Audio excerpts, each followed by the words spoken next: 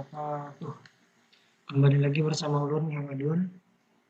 Pada pertemuan ini untuk mata pelajaran TIK kelas 7, Ulun akan menyampaikan bagaimana cara menggunakan aplikasi CorelDRAW X7. Nah, sebelum masuk ke mata pelajaran ini, untuk materi kali ini, pastikan dulu pian sudah menginstal untuk aplikasi CorelDRAW-nya. Bagaimana cara menginstalnya? Itu sudah kita bahas pada pertemuan sebelumnya, yaitu bagaimana cara instalasi CorelDRAW, dan juga sudah Ulun share untuk linknya bagaimana cara instalasi CorelDRAW X7 secara permanen. Dimana di situ di dalam grupnya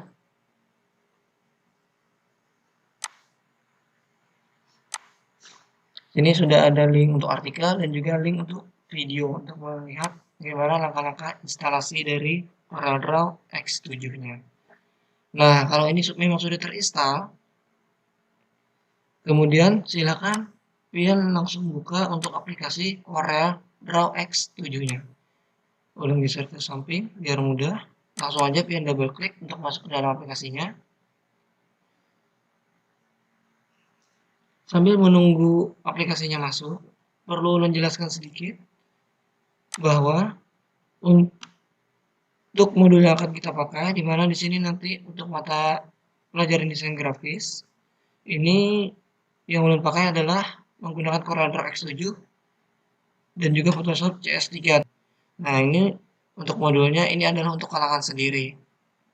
Jadi ini diperuntukkan untuk kalangan sendiri. Nah, jadi di mana di sini perlu ulun sampaikan kembali bahwa desain grafis itu adalah cabang ilmu dari seni desain. Yang dalam perkembangannya itu desain grafis dibantu sekarang ini melalui komputer.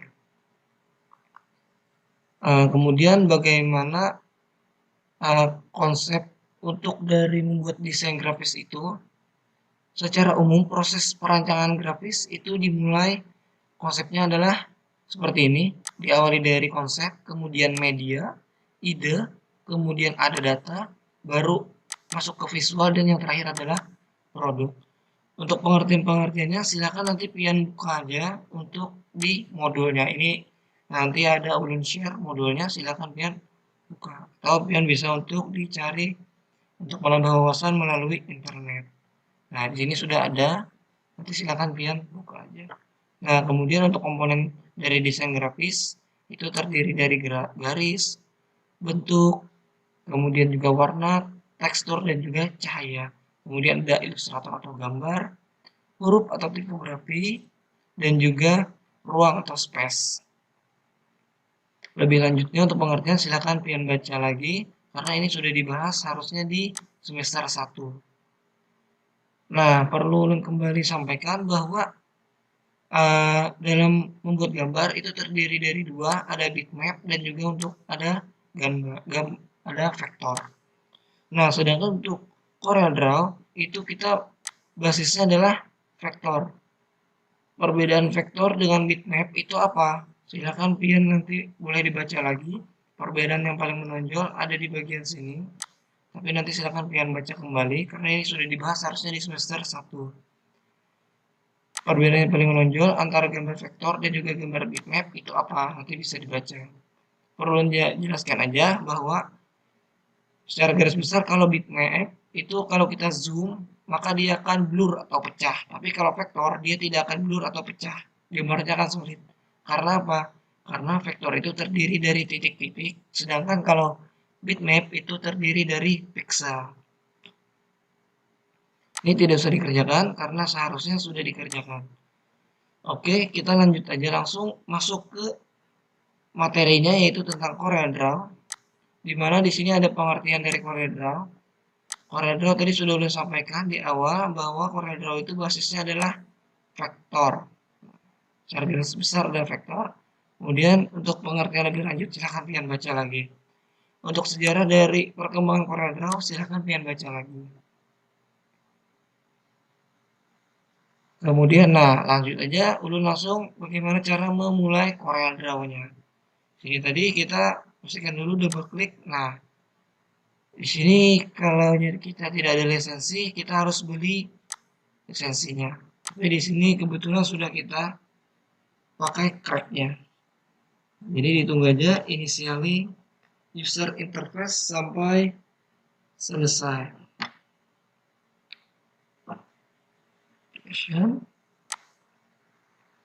Nanti akan muncul tampilan awalnya seperti ini, welcome screen. Kira-kira tampilannya akan seperti ini kurang lebihnya.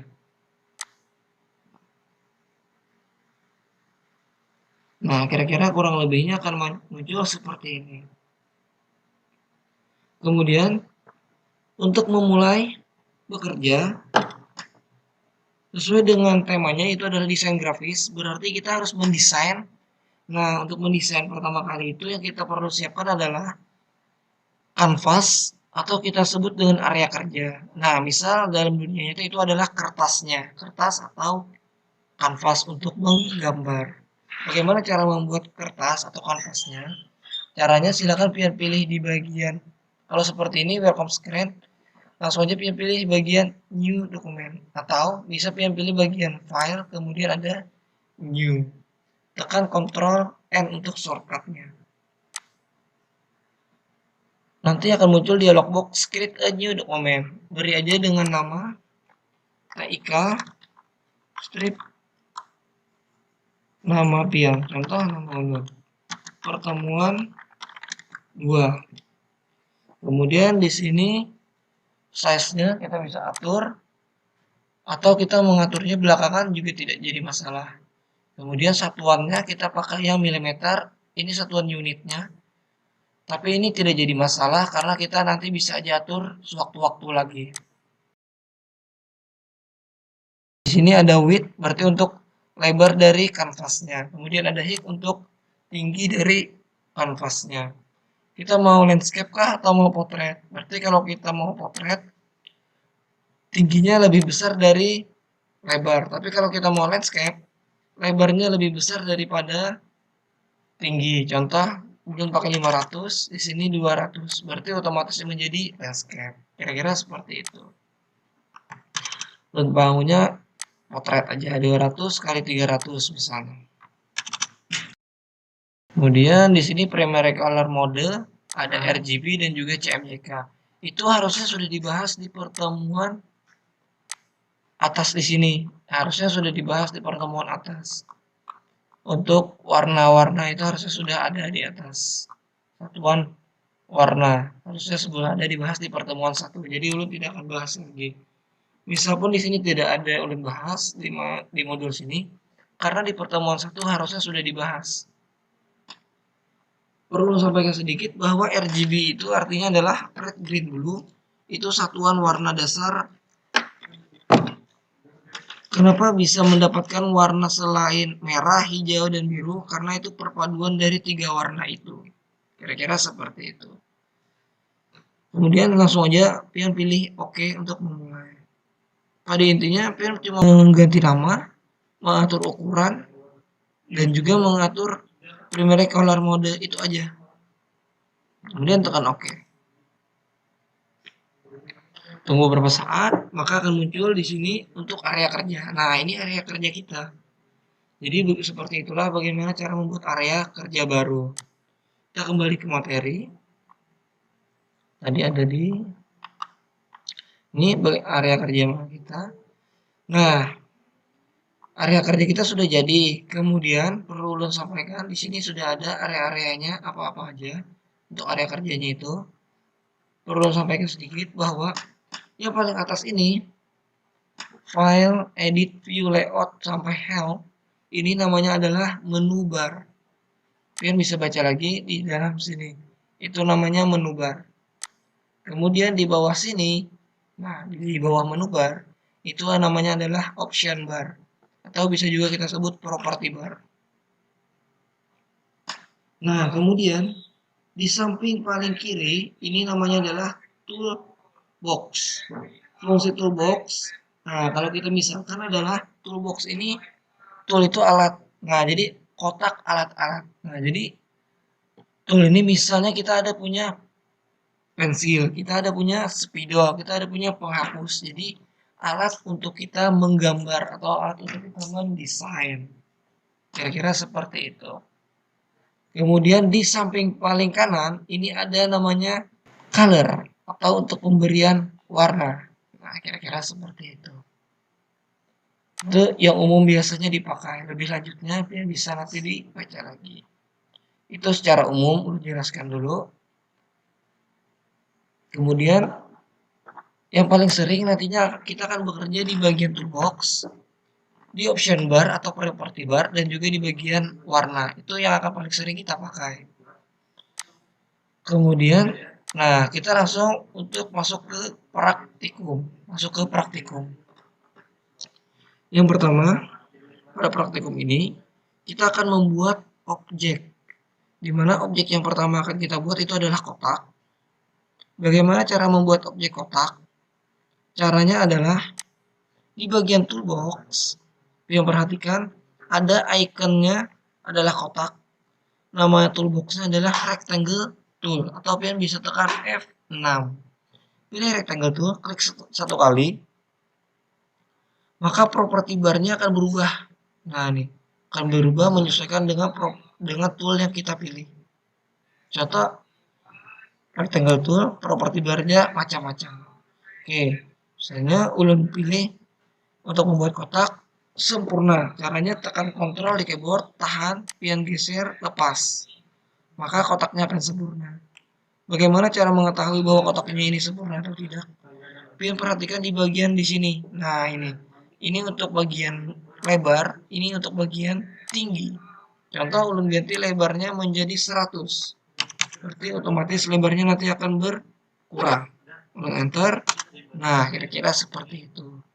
Ini untuk mengatur lebar dan juga untuk mengatur tinggi. Ulun ganti untuk tingginya misal 200. Berarti dia akan lebih tinggi. Kemudian kalau pian perhatikan di sini ada property bar namanya round corner. Kemudian di dalam round corner ada pilihan sudut-sudut. Seperti kita bisa membuat sudutnya yang sisi tumpul seperti itu kira-kira. Radiusnya seperti apa? Bisa kita atur di sini. Nah, contoh kita pakai radiusnya 30. Enter, maka sudutnya berubah menjadi tumpul.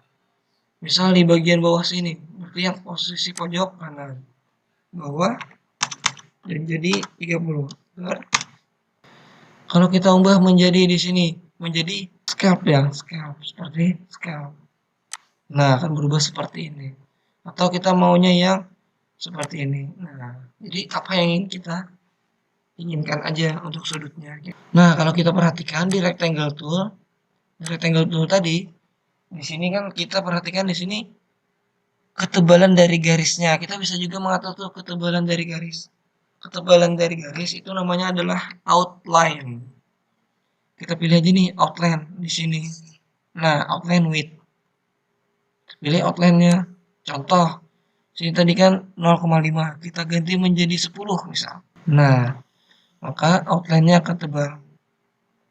Kita ganti menjadi 16. Nah, semakin tebal. Kita ganti menjadi 36. Nah, semakin tebal. Oh ya, semisal nih, kita bisa aja membuat besar dan kecil dari kotaknya secara manual. Caranya seperti apa? Ini kan ada garis-garisnya nih. Nah, ini garis-garisnya kita tarik keluar untuk memperbesar. Tarik ke dalam untuk memperkecil. Nah, itu secara manual. Seperti ini. Seperti ini. Nah, kemudian kita untuk membuat lingkaran, ini kita kecilkan lagi. Untuk membuat lingkaran, ada icon namanya ini, ellipse tool. Pilih aja ellipse tool. Untuk membuat lingkaran sempurna tadi tekan kontrol di keyboard. Kontrol, lepas. Nah, kira-kira seperti itu. Kemudian properti barnya yang berbeda hanya bagian ini aja. Ada pie bentuknya seperti ini atau ada arch seperti ini. Kemudian ada outline sama aja dengan yang tadi outline yang sudah kita bahas. Nah, perlu sampaikan kalau kotak di sini kan dia sudut-sudutnya semuanya nempel ya, tidak ada sudutnya yang terputus. Nah, ini namanya curve atau kurva tertutup. Kalau kurva tertutup, kita bisa beri warna. Contoh di sini ada warna, sudah disediakan beberapa warna. Nah, ada warna, kita bisa beri warna merah. Nah, kalau kurva tertutup, bisa kita beri warna di dalamnya. Tetapi, kalau kita perhatikan di sini kan kurvanya terbuka nih. Nah, kalau kita beri warna, warna biru. Tidak bisa, karena dia terbuka. Tapi waktu kita ganti menjadi tertutup, nah properti barnya kita menjadi otomatis ada warna birunya. Karena kita sudah menambah tadi. Lalu lanjut langsung ke bagian tekstur. Untuk tekstur ini fungsinya itu untuk membuat tulisan atau teks atau paragraf. Nah, caranya seperti apa?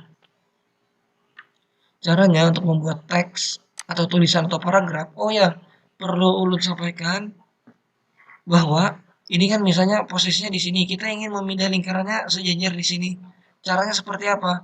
Biar pilih dulu tool, namanya adalah pick tool. Nah, nih, pick tool.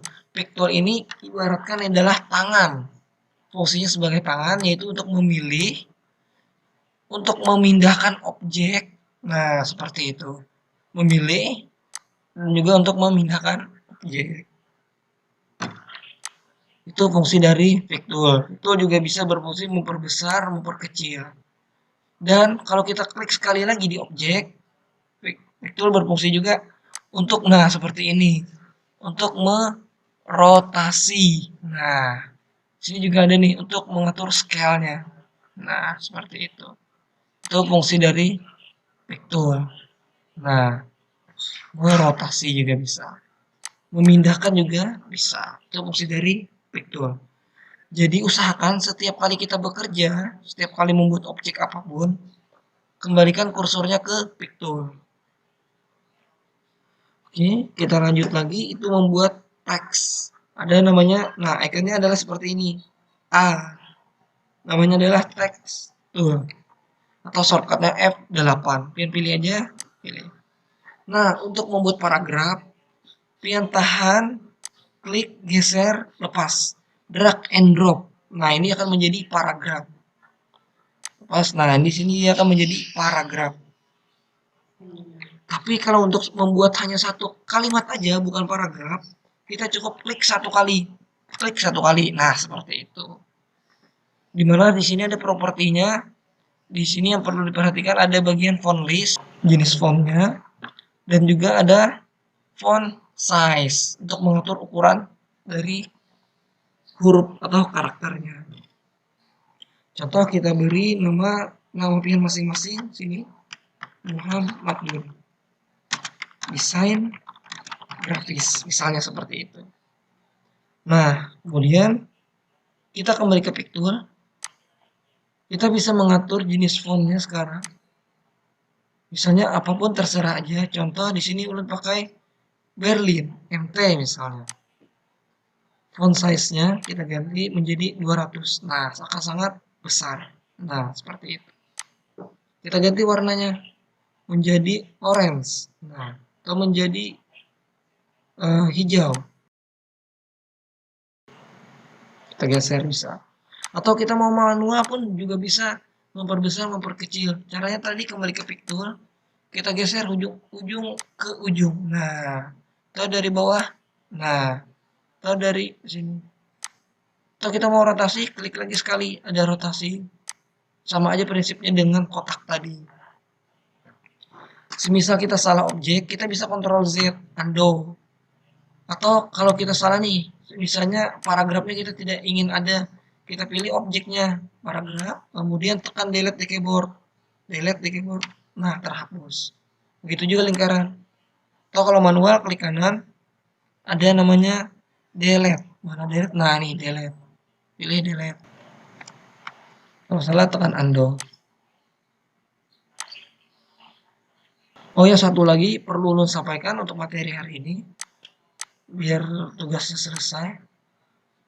Yaitu adalah membuat atau menambahkan simbol karakter. Contoh simbol karakter itu apa? Misalnya kita ingin membuat logo buku atau logo yang lainnya, kita bisa pakai itu simbol karakter. Caranya di mana? Ada di bagian menu bar. di teks ada namanya insert karakter atau Ctrl F11. Pilih aja, maka akan muncul di sini insert karakter. Nah, kita ganti dulu jenis fontnya di sini. Font listnya kita ganti menjadi Wingdings atau Wingdings 2 atau Wingdings 3 atau juga bisa Webdings. Nah, ada 4 ini. Disediakan simbol-simbol yang kita inginkan. Contoh ulun pakai yang Wingdings. Nah, di sini banyak nih simbol-simbol yang kita inginkan. Nah, seperti itu. Contoh simbolnya ada seperti telepon. Cara memilihnya seperti apa?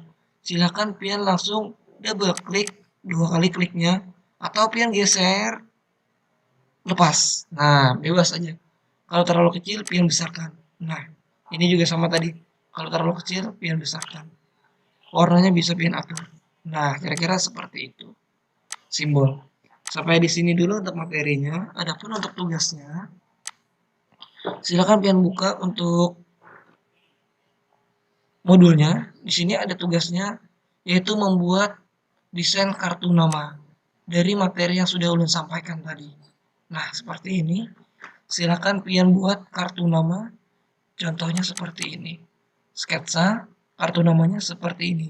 Dimana kalau ulun analisa di sini yang pertama kita membuat kotak, kemudian sisinya kita buat tumpul. Nah, sisinya tumpul. Di sini sisinya lancip, di sini sisinya lancip.